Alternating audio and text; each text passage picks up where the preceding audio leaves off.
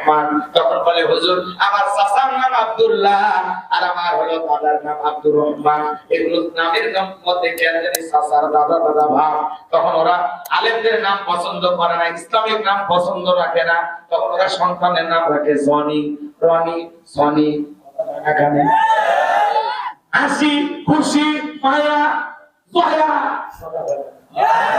না বল্টু screw tyre tube Seely বেলি সেলি নামের স্টাইল পিঙ্কি চুমকি ঝুমকি সুইটি এলে হলো আমাদের গ্রাম অঞ্চলের নাম। সন্তানের নাম রাখছে বল্টু ভাই। হাই রে মা বাবা, এক গ্রাম চাচা ঢাকায় গেছে কিছু শাক সবজি নিয়ে ভাতিদের বাড়ি, খাওয়া দাওয়া শেষে বলতেছে ভাতিদের শুনেছিলাম তোমার নাকি ছেলে মেয়ে আছে, ওদেরকে ডাক দাও। এইবার গ্রাম চাচা ডাক দিছে খুবই চাচা দৌড়ে দিছে, বলতেছে বাবা এই বয়সে আমার ব্রাশ ফায়ার করে মারিস না। তখন বলতেছে চাচা আপনার ব্রাশ ফায়ার করে মারবো না, আপনি থামেন, আপনি আমার ছেলে মেয়েকে দেখতে চাইলেন? হ্যাঁ দেখতে চাইছি। তো বলে আমি ছেলের নাম রাখছি ব্রাশ আর মেয়ের নাম রাখছি ফায়ার। আল্লাহ আমাদের হেদায়েত দান করেন, জোরে বলুন আমিন। সন্তানদের ইসলামিক নাম রাখবেন, মনে থাকবে তো ইনশাআল্লাহ। এরপরে সন্তানকে দ্বীনি ইলম শিক্ষা দেবেন, কোরআন সুন্নাহর জ্ঞান সন্তানকে শিক্ষা দেবেন। বাবা হিসেবে আপনার প্রথম দায়িত্ব কথা বলে ডিকিয়ে দাও। সন্তান বড় হলে কি শেখাবেন? দ্বীন শিক্ষা। আর আমরা আকরুম মাকরুম ঘোরানোর সাথে এগুলো আজে বাজে শিক্ষা নিয়ে সন্তানকে দৌড়ে দিচ্ছি। দিতে পারে বেশি ধরে খাবে নাকি খান। সন্তানকে মানুষের মতো মানুষ বানাইতে হলে ছোটবেলায় মাদ্রাসায় পড়াবে, এরপর ডাক্তার ইঞ্জিনিয়ার যা খুশি বানান আমাদের কোনো হাত হইতে যায়। যার ভিতরে কোরআন সুন্নাহর জ্ঞান থাকবে, সন্তানটা বড় হয়ে প্রতিষ্ঠিত হলে সে একজন আদর্শ মানুষ হবে। কথা বলেন ঠিক কিনা? আমার ভাইরা লম্বা করার কোনো সুযোগ নাই। এরপর ছেলে হোক মেয়ে হোক যখন বড় হবে, সন্তানকে যখন বিবাহ দেবেন, দিনদার নেককার ছেলে দেখে বিবাহ দেবেন, দিনদার নেককার নারী দেখে বিবাহ দেবেন। আল্লাহ বোঝার তৌফিক দান করুন। ওই দিকে যাওয়ার আমার সময় নাই। লোকমান হাকিম তার সন্তানদেরকে ডেকে বলেন, ইয়া বুনাইয়া লা তুশরিকি বিল্লাহ।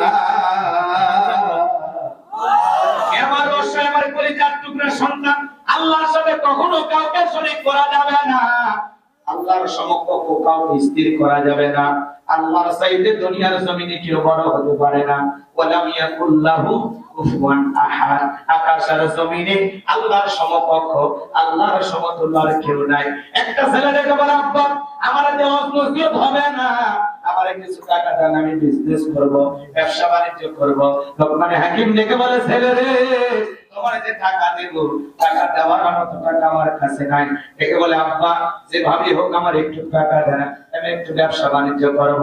লোকমান হাকিম এইবার দেখে বলে ছেলে ভালো করে শোনো, আমি আমার এক বন্ধুর কাছে টাকা পাই, সে একটা দ্বীপে বসবাস করে, সেই দ্বীপ পর্যন্ত পৌঁছাইতে গেলে তোমার বড় কষ্ট হবে।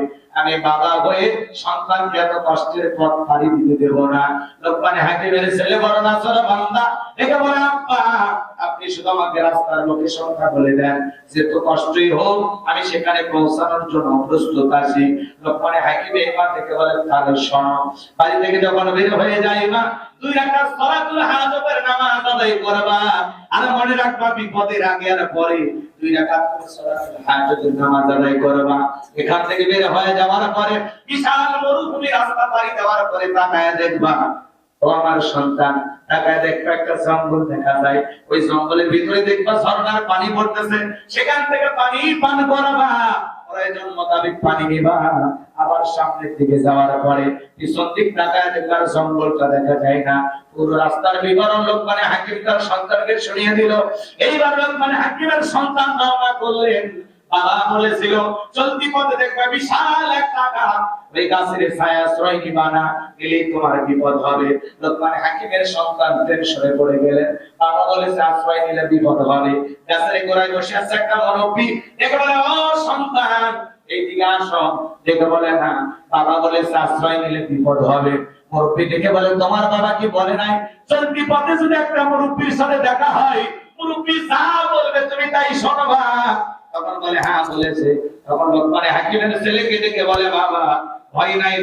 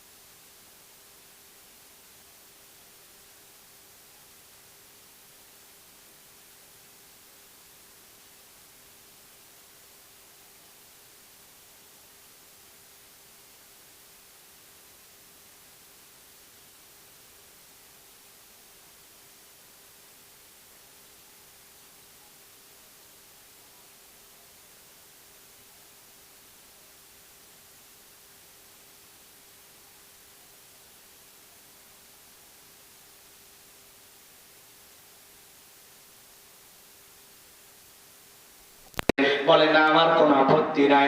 এইবার মুরব্বীকে সঙ্গে নিয়ে ওই জনবসতি এলাকায় যখন